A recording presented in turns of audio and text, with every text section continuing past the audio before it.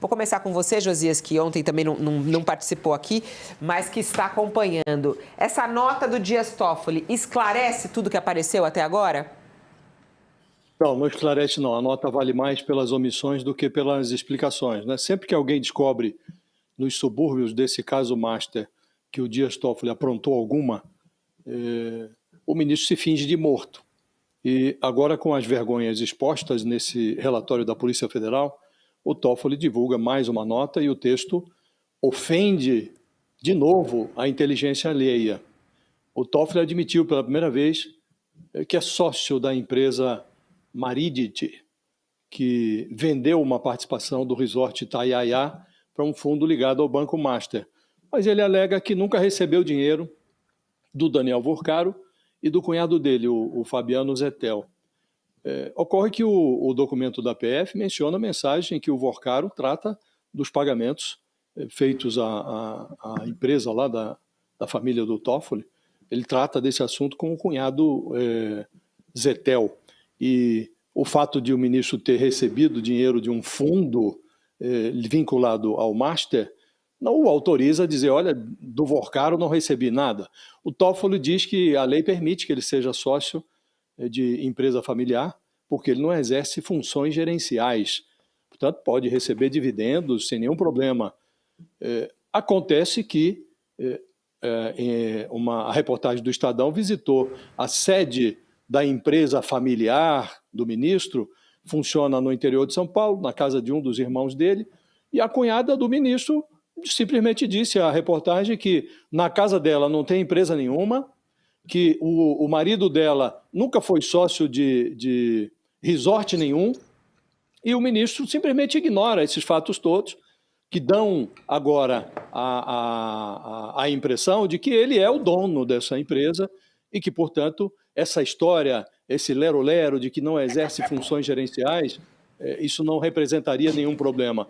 De resto, o ministro vai fornecendo explicações a conta-gotas, mais ou menos como um sujeito que joga barro na parede e fica aguardando. Se colar, colou. E vão surgindo as novas revelações, aí o ministro sente a necessidade de pingar mais uma gota nesse hall de explicações, né? Na semana passada, discutiu-se lá, num jogral, num dueto constrangedor entre o Dias Toffoli e o Alexandre de Moraes, discutiu-se as limitações dos magistrados, né? E o Toffoli falou, depois de uma bola levantada pelo Alexandre de Moraes, que não há nenhum impedimento legal para que ministros magistrados sejam sócios de empresas, desde que não participem de postos de gerência, desde que não administrem a empresa, podem receber dividendos normalmente. O ministro não disse naquela ocasião, e poderia ter dito, olha, eu sou sócio aí de uma empresa que estão dizendo aí que recebeu dinheiro pela venda de participação no resort Itaiaia. Ele podia ter dado as suas explicações ali, mas não, ele ficou fingindo de morto e agora ele vem a público porque descobriram-se as suas vinculações subterrâneas com o Vorcaro.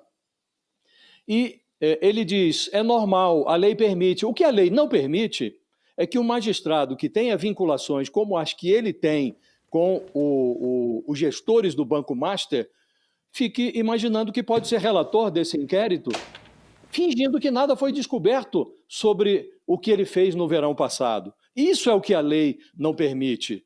Então, o ministro, a nota dele, Fabiola, ela, além de ofender a inteligência alheia, ela foi escrita em termos que partem do pressuposto de que o Brasil é um país 100% feito de bobos, de imbecis. Agora, o Brasil pode fazer muita coisa pelo ministro Toffoli, exceto o papel de idiota, papel de bobo, né? Espera-se que também o Supremo não se preste a esse papel, porque o Toffoli não se confunde com a instituição. Mas se a instituição reage inadequadamente diante de tudo que está sobre a mesa, aí ela é que vai se confundir com o ministro e aí fica tudo num balaio só, Fabiola. Ainda está em tempo de o Supremo reagir à altura do que a conjuntura recomenda. A nota do ministro, em termos práticos, não desqualifica a acusação de que ele é suspeito para atuar nesse caso como relator. De resto, a conjuntura vai transformando os pedidos de impeachment contra ministros do Supremo, até aqui considerados absurdos no Supremo, vai transformando esse mecanismo do impeachment em algo atraente, algo que deve passar a ser considerado como uma ferramenta útil. O Toffoli deu serventia ao instrumento do impeachment por crime de responsabilidade contra ministros do Supremo Tribunal Federal.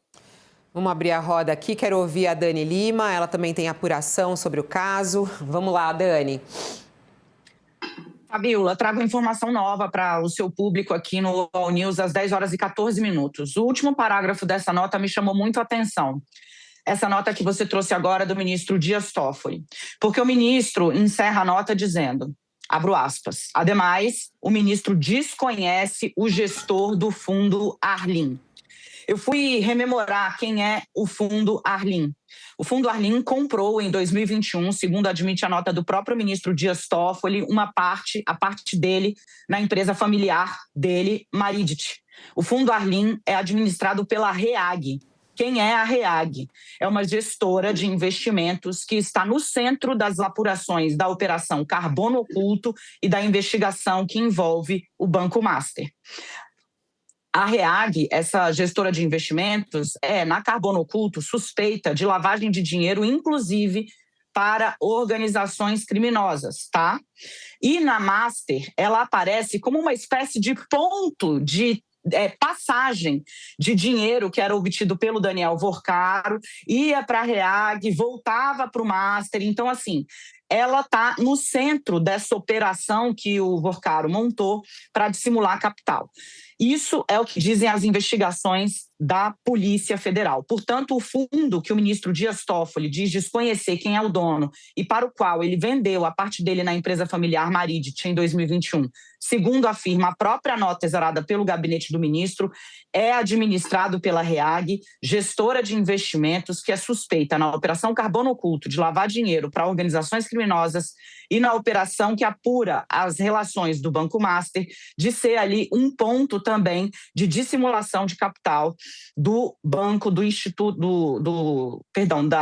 da instituição, agora veio, de Daniel Vorcaro. A explicação, a nota chama a atenção exatamente porque o ministro já faz aí essa vacina, né, de que não conhece. A informação de que o Arlim era administrado pela REAG é pública, tá? Consta de investigações anteriores da Polícia Federal e agora a gente precisa aguardar qual vai ser o desdobramento. Não melhora, Fabíola, pelo contrário, né? A informação de que há uma ligação direta entre o fundo que comprou a parte da empresa familiar do Dias Toffoli e a REAG é muito grave e é muito ruim. Vamos lá, Sakamoto, vamos explicar tudo isso para a nossa audiência. Qual é o enrosco aí? Qual é o problema nesse momento no colo de Dias Toffoli?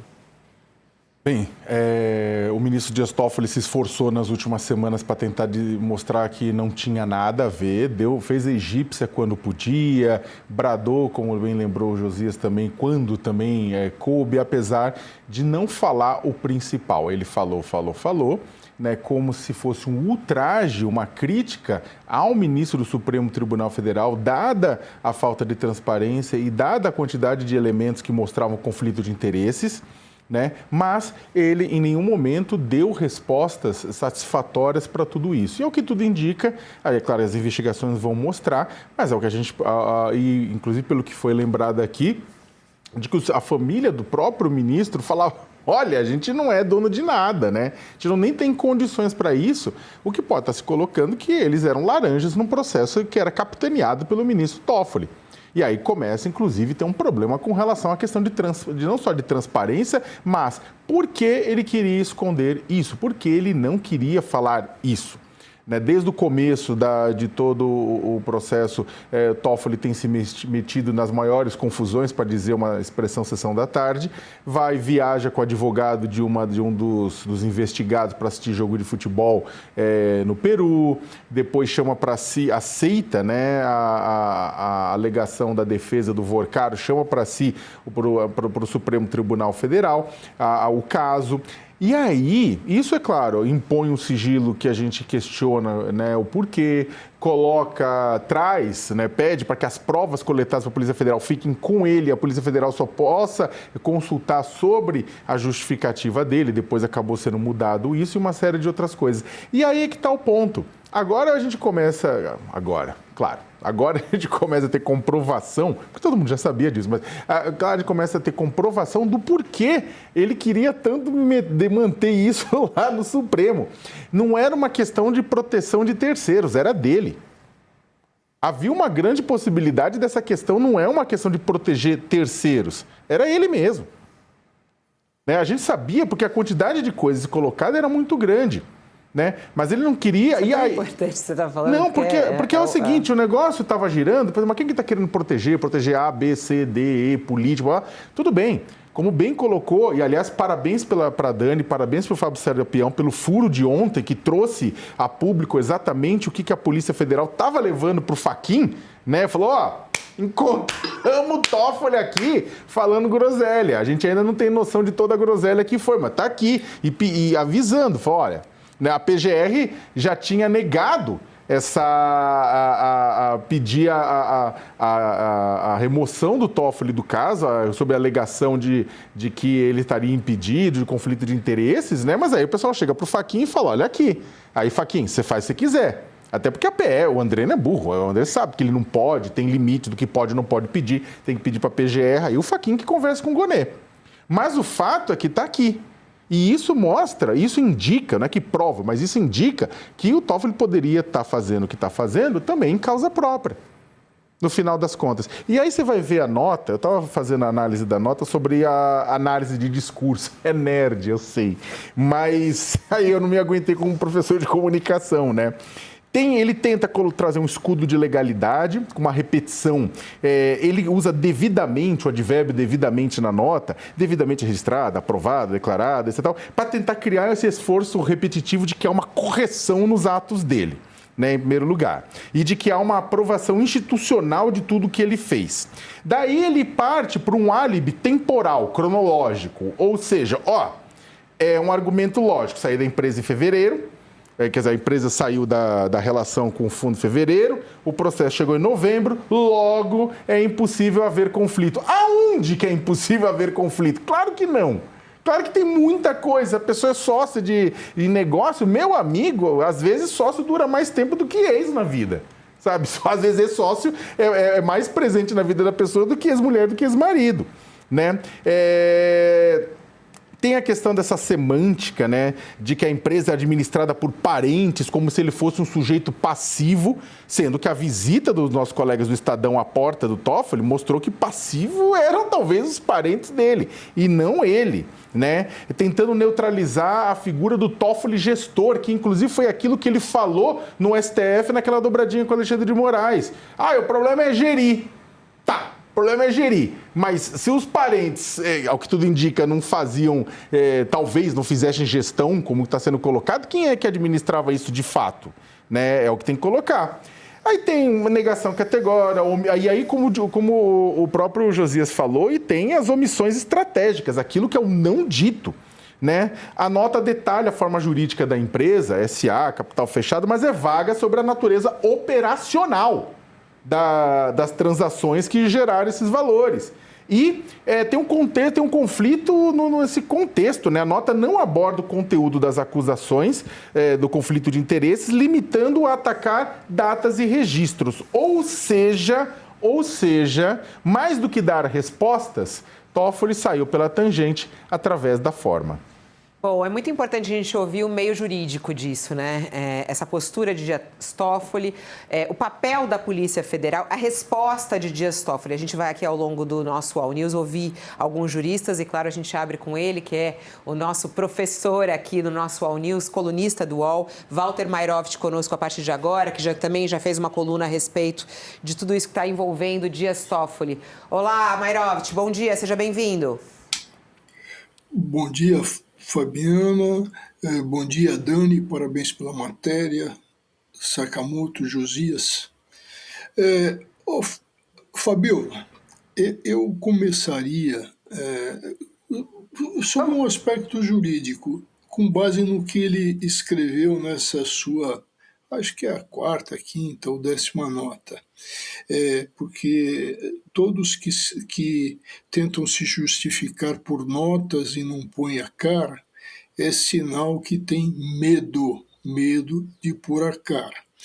Bom, o que eu pego de importante nessa nota sob o aspecto jurídico-processual?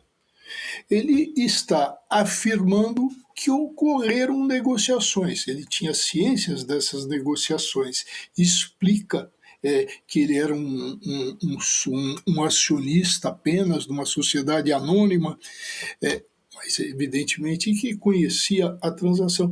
Isso o coloca em situação de impedimento.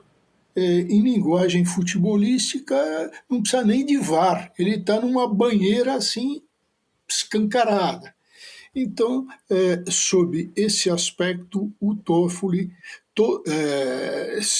revela mais uma vez, já tinha um impedimento pelo parentesco, agora tem mais essa confirmação. E existe a suspeição, até pelo fato dele ter ido à palestra de Vorcaro, e mais do que isso, na matéria da Dani, o que a gente extrai dali, que foi entregue ao Fachin? Uma relação promíscua dele com o Vorcaro, uma relação de amizade ou de proximidade ou de intimidade, o que o torna suspeito. Ele fala que não tem essa relação de intimidade, de que os negócios foram encerrados antes de ele começar, inclusive, a atuar, no caso, como relator. Isso alivia de alguma maneira, professor Mairovitch? Eu queria te perguntar de maneira bem clara e objetiva. Neste momento, o STF tem que afastar Dias Toffoli do caso e, mais do que isso, alguns estão falando que ele tem que ser afastado, inclusive, do Supremo Tribunal Federal, conforme diz sua coluna. Sim, a minha coluna fala que ele deve se licenciar. E agora eu vou até mais longe. Eu acho que ele deveria até aproveitar esse tempo de licenciamento para fazer as malas. Com relação à suspeição, a impedimento, aquilo que a Polícia Federal, na realidade, sugere. Sugere a quem? Vai ao presidente do tribunal, que deverá encaminhar, inclusive, para verificações criminais, para investigação criminal, ao procurador Gonê. É a ele que caberá uma arguição com relação a impedimento, a suspeição do Toffoli, o afastamento e, evidentemente, a substituição. Agora, o Gonê, ele tem duas coisas. Primeiro, ele não vai poder passar a imagem de ser um fantoche no Supremo Tribunal Federal. E segundo, ele tem contas, se começar a atuar e até vir de alguma forma prevaricar, ele tem, conforme o artigo, quem tiver curiosidade, eu vou citar o artigo 11 da Lei Complementar 40, que é de 1981, que atribui ao Conselho Superior do Ministério Público. Estou falando do Conselho Superior, não estou falando de Conselho Nacional, do Conselho Superior do Ministério Público, que é um órgão correcional do Ministério Público. Esse conselho, evidentemente, que já está de olho. Existem até reclamações,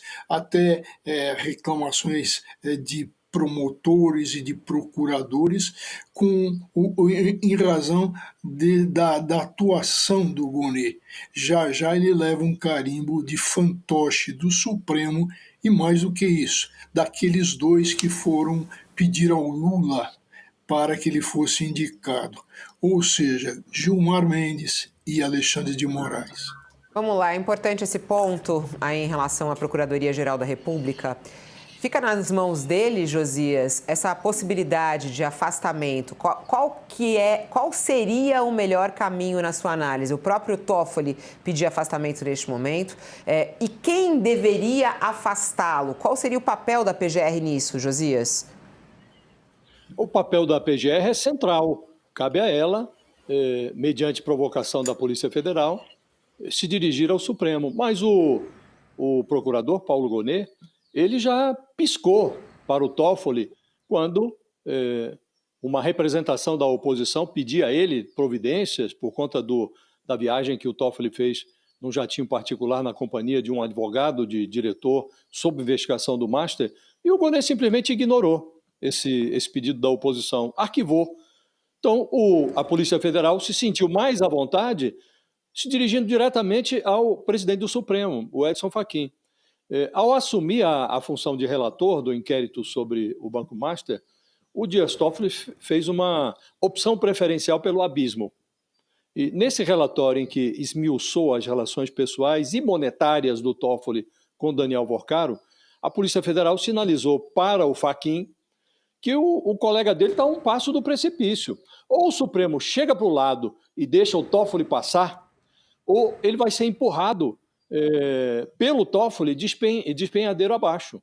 Então chega uma hora, Fabiola, em que a autoridade precisa tomar uma decisão definitiva. Há 2 semanas, o presidente do Supremo foi indagado numa entrevista sobre a suspeição que ronda a relatoria do Toffoli no caso Master. E o que disse o Fachin? Uma coisa é certa, quando for necessário atuar, eu não vou cruzar os braços, doa quem doer. Pô, está na hora de descruzar os braços.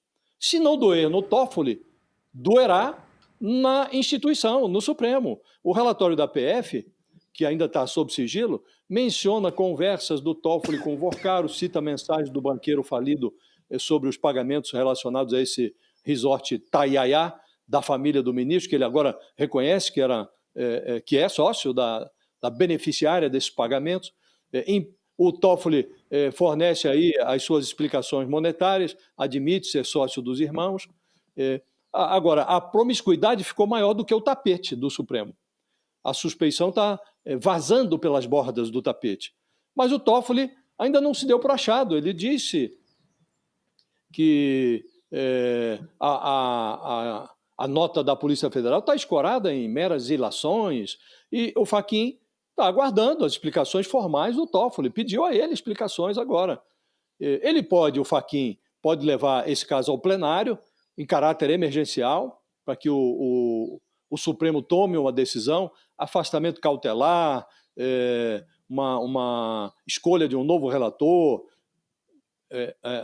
pedir manifestação, diligências adicionais à Polícia Federal. Ele pode fazer qualquer coisa, inclusive continuar cozinhando essa encrenca em banho-maria. Agora, a decisão que o presidente do Supremo está prestes a tomar não é uma decisão banal. Não se trata de uma escolha qualquer. De certa maneira, é como se o Fachin tivesse que escolher entre 2 Supremos. O tribunal autocontido, que se presta à autocorreção, que ele parece desejar, ele diz isso, ou o Supremo que confunde supremacia com salvo-conduto para bandalheira, que é esse pedaço que está aí exposto na investigação sobre o Master. Então, é preciso, Fabíola, que cada um cumpra a sua obrigação nesse momento. O PGR, o Procurador-Geral, o Gonet, já descumpriu parte da sua obrigação quando arquivou, não pediu nem diligências à Polícia Federal, quando intimado pelas circunstâncias, o Gonet, a rever a sua posição, né? E vai receber esse material da Polícia Federal, né? E também o Fachin, que disse, olha, não vou ficar de braços cruzados, quando for a hora, vou agir. Chegou a hora, então cada um precisa cumprir a sua obrigação. Se o Toffoli não sai por conta própria, ele precisa ser empurrado para fora do Supremo, ou pelo menos para fora da relatoria desse caso. Só pena de a esculhambação virar. Hoje está adstrita ali ao gabinete do ministro Toffoli e de outros vizinhos. Essa intoxicação pode contaminar o tribunal todo.